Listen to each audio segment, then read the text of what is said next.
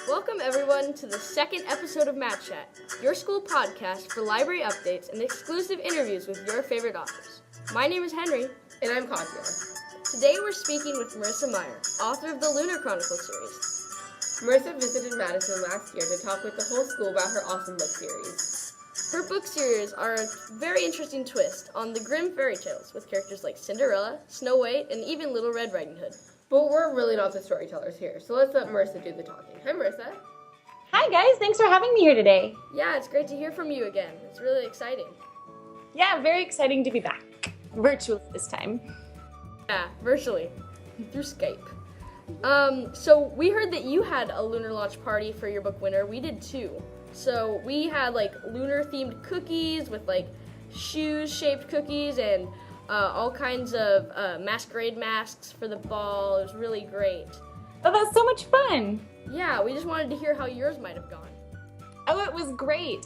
We had it down here in Tacoma, which is where I live, and we had close to 800 people come. So, of course, a lot of local fans and readers, but we also had people flying in from Boston and New York. There was someone here from South America.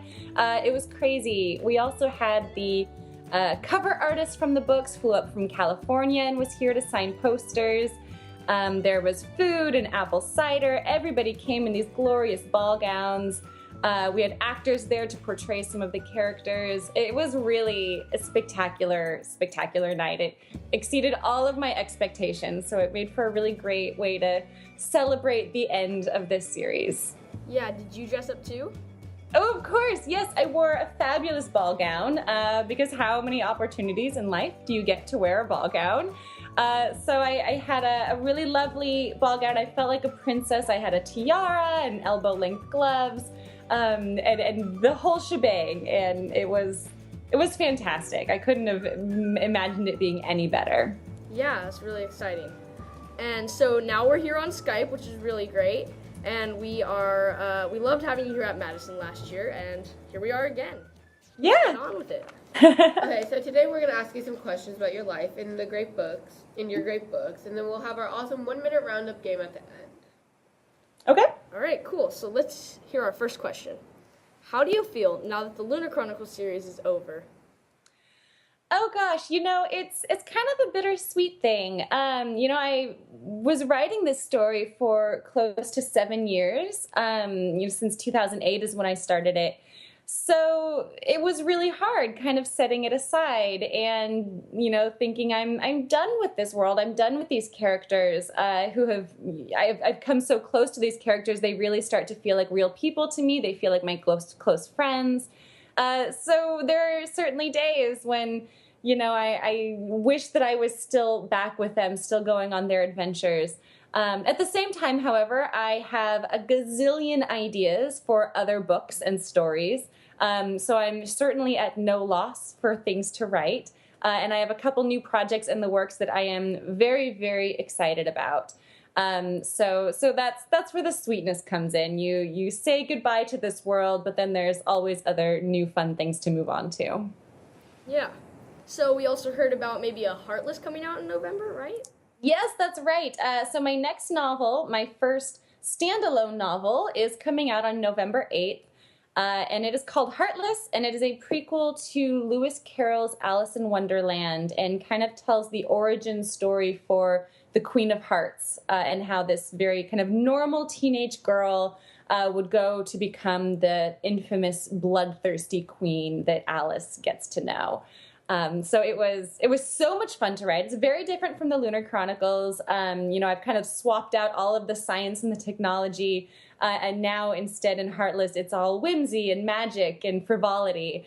So it was a big change of pace as far as the world goes. But hopefully, readers will love it just as much. I had so much fun writing it. Okay, so out of the Grimm's fairy tales, which one's your favorite? Oh gosh, I don't really have a favorite fairy tale. It kind of goes in periods. When I was a teenager, I really loved Sleeping Beauty. Then for a time, I loved Rumpelstiltskin. I'm also frequently drawn to kind of the darker stories. Bluebeard is a fairy tale that's essentially about a serial killer, which I think is fascinating. And a lot of the old versions of stories, even older than the Grimm brothers, have like these really horrible, gruesome things in them. For example, like one of my favorite examples to talk about is in the story of Little Red Riding Hood. There are really, really old versions that predate the Grimm brothers in which the wolf tricks Little Red Riding Hood into actually eating parts of her grandmother. So like there's this whole cannibalism theme, and it's so gory and gruesome and weird and bizarre, but I love that. I think that is so interesting. So which is a long way of saying that I don't really have a particularly favorite fairy tale, but I love kind of any fairy tale that has these really dark beginnings in it. Yeah, because nowadays we just like sprinkle the sugar on them and say, oh, it's so happy, but then you're like, oh, wait. I know. And I love Disney. I love Disney movies. I think Disney is great at what they do. But it is a very different way that we have of telling these stories to today's generation, as compared to what they would tell children back in the time of the Grimm brothers. So that's one of the things that I think is so interesting about them, is just to see how much they have changed with the time and with society. Mm-hmm. Okay, so we know you have a lot of characters, but which one do you think you would most relate with if they were like real? Oh gosh, definitely the character that I am the most like is Cress, who is of course my Rapunzel-based character. And she and I both share this just ridiculously overactive imagination, which I think is something a lot of writers and maybe all artists could say. We have this way of seeing the world almost as we want it to be. We're always kind of going off on these crazy adventures or having these daydreams in our head. And so Cress uses that ability to kind of escape into this imaginary world of hers. And it helps her to be more courageous when she's facing, very scary and dangerous things in the story. But for me, I like to think that my imagination helps me just to go on these adventures to begin with. So I definitely always related the most to her. That's great. Really fun. Which one of your books did you have the most fun writing? I don't know that I had one in particular that was more fun than the other books. Maybe A scene, every scene where there's kissing, I have fun with. I love the romance aspects of every book, so I always really look forward to those scenes the most. On the other hand, like any scene where there's fighting involved is really, really hard, and I struggle to get the pacing right and figure out, who's throwing a punch and what does that result in. And I have a tendency of writing these big battle scenes where there's 50 people all fighting at once, and that's not easy to try to convey to the reader. Yeah. So those become the most challenging. But every book has scenes that are really, really fun and scenes that are really, really challenging. So I don't know that one really stands out as being more fun than the others. That's the day when you want paper that has film in it. Right? I know. Yes, just show. There it is. This is what's happening. Okay, so another question we had was if there might have been some alternate endings to your series, and if you might have anyone you want to share with us. Oh, there was, I'm not going to say who, because I don't want to spoil it for anybody who hasn't read the series, but there was actually one of the main characters that I had played with the idea that maybe they would die, and then they ended up surviving. So that was definitely something that was in the air, and I had to feel out and figure out what was right for the story. And I think, of course, readers are very glad that this person did not die. Oh my gosh. But it was a possibility. Oh no. What's some good advice you could give to young authors and writers?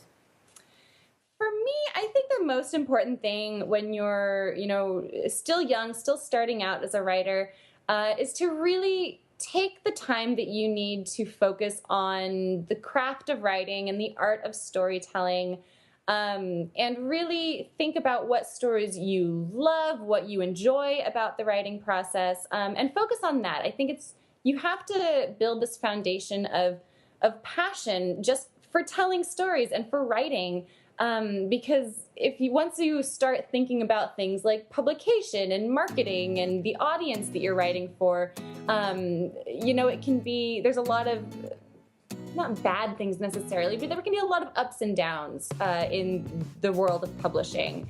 But if you have, that foundation of love for writing, you can always come back to that, and that's really what's going to help you through publishing no matter where your writing career takes you. So I know a lot of writers, it's very, very easy to get into this mindset of, I just want to be published. I just want to see my name on a book. Obviously, we all have those thoughts. We all have those fantasies. But at the end of the day, the number one thing has to be that you love doing this. You love this book. You love this story. You get excited to come back to it day after day. Yeah, I'm a writer. I write books a lot too at home and here at school. And it's really funny because it's just like that inner struggle. You're like, do I just give up now? Or like that future is just like, yeah, maybe not. Yeah. You just have to keep pushing. That's absolutely right. And every single book is going to have those moments where you think, this is drivel, this is terrible. I have those days all the time. I don't know any writer who doesn't sometimes struggle with their writing and sometimes think, I'm wasting my time. Why did I ever think I could write this? But that's just the key, is that you just have to keep pushing forward until you get to a point in that particular story where you remember again, oh, this is why I'm writing this story. This is why this is fun to me. Mm-hmm. So now that we're done with our questions, it's time for a game. As you might know, it's called the 1 minute roundup, where we'll give a sentence starter and you have to complete the sentence. Then we'll see how many of those sentences you can complete in 1 minute. So when you hear the duck quack, your time is up. You got any questions? I guess not. Go for it. Okay, cool. First question. 3, 2, 1. When I was younger, you couldn't tear me away from Books. My favorite food is Reese's Peanut Butter Cups. If I could be any animal, I would be A cat. I look up to J.K. Rowling. Out of all my characters, I want to be roommates with Cinder. If I could have one superpower, I would never have to sleep. I hate hypocrites. if I had a different job, I would probably be an editor. If I could co-write a book with any author, I would pick J.K. Rowling. funniest word to say is Pretentious. one thing I want to do before I die. Go visit the castles in Ireland. what MadChat should have asked me is I don't know. I have no idea. Okay. all right, well, that was the quack, so I guess that's it. Yeah. And thank you so much, Marissa, that was so much fun getting to know you better. And thank you again for coming to our school and now talking to us over Skype. Yeah, thanks so much for having me, you guys. Yeah, it was great. I can't wait to maybe hear from you again sometime. Yeah, and I hope that you'll enjoy the next books. Oh yeah, Sure we we can't will. wait. That's all we've got for you today, Madison. Thanks for listening to MadChat. You can find our podcast on our YouTube channel on Madison's Library Schoology page. And if you have an author you'd love to hear from, leave us a comment on our podcast page and we'll try to set up an interview. One more big thanks to Marissa Meyer for taking the time to talk with us today. And shout out to JBE Films for being our very first subscriber on our YouTube channel. Thanks, Jonah, and make sure you guys check out his page. Well, we chatted about it today. Tune in next time to hear our interview with you guys. We're having a special episode of MadChat where we're going to get to talk with students at Madison about some interesting topics we hope you enjoy. See you then! Bye!